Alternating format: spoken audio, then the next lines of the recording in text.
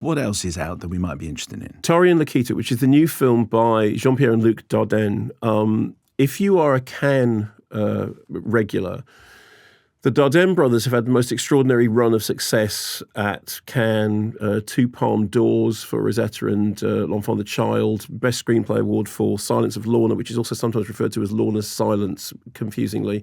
Grand Jury Prize for Kid with a Bike, Best Director Honours for Young Ahmed. So this is their most recent feature, which played at Cannes in May, and it got the special 75th Anniversary Festival Prize. So if they have a shelf upon which their trophies rest, they're going to need an extension.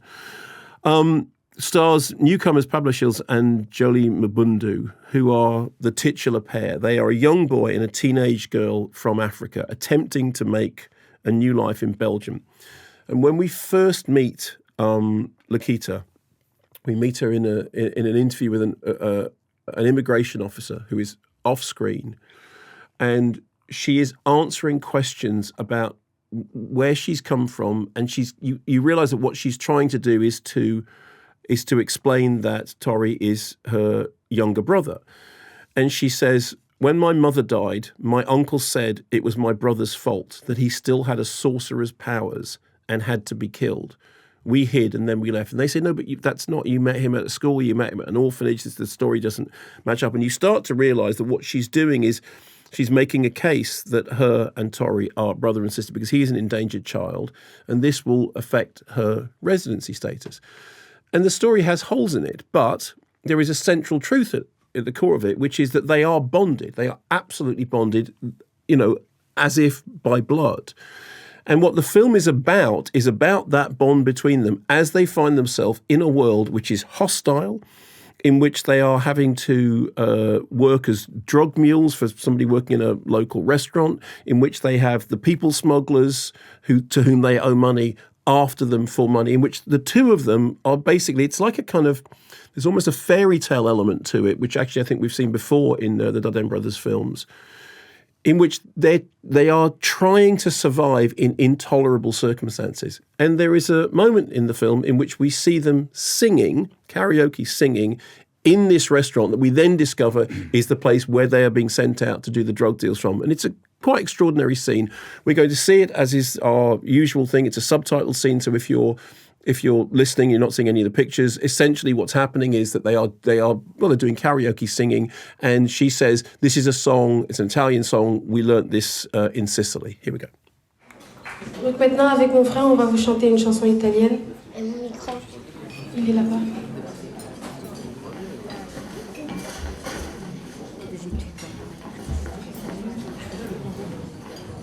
Quand on est arrivé en Sicile, il y a eu une femme, Paola, qui venait nous voir dans notre centre et elle nous a appris une chanson de chez elle.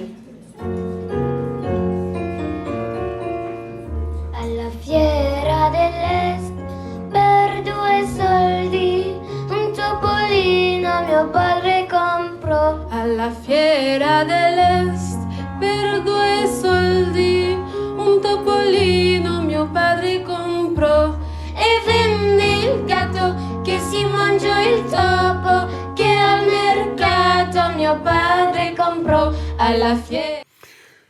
It continues in that vein. It's a subtle fade, that one. Yeah, She's got a great voice. I know, and I think that scene's really affecting, not least because the Dardennes don't use non-diegetic music in their films. Just remind me. The incidental music. They don't have, music saying this is sad, music saying this is scary. It's only, so that moment of song in the film is actually very profound. And I think, again, I mentioned that thing before about there is a fairy tale element, not only in the story that she tells about the backstory of Tori, but also in that it's not just neorealism that we were talking about before in relation to what Gary Oldman was saying, but there is something else. There is a kind of poetic element to it.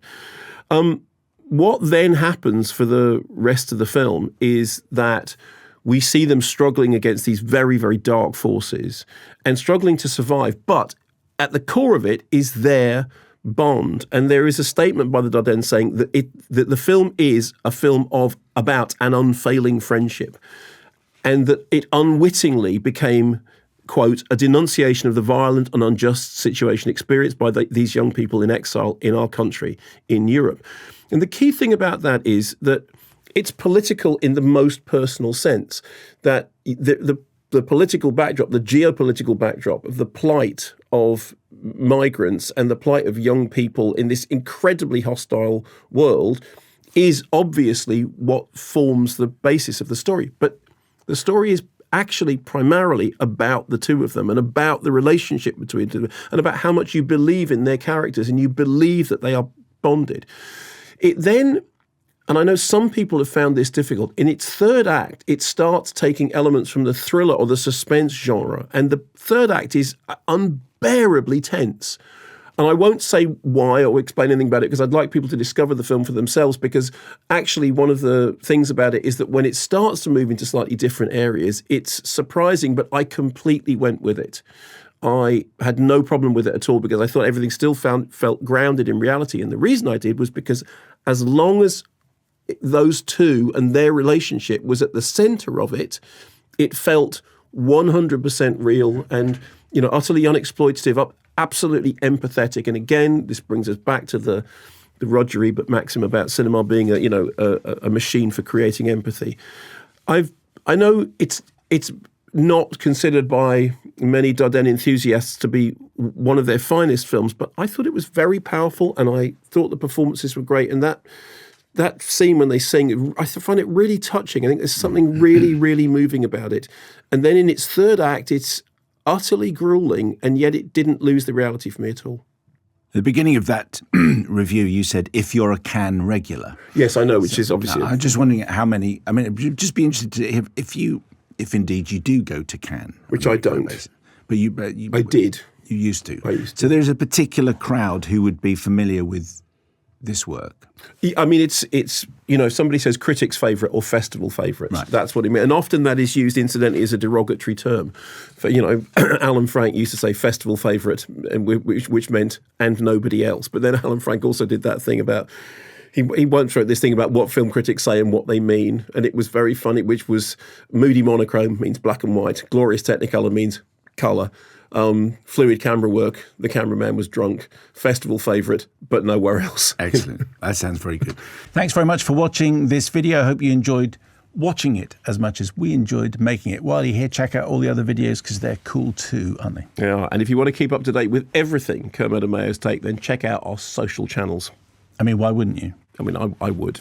I have done. Excellent.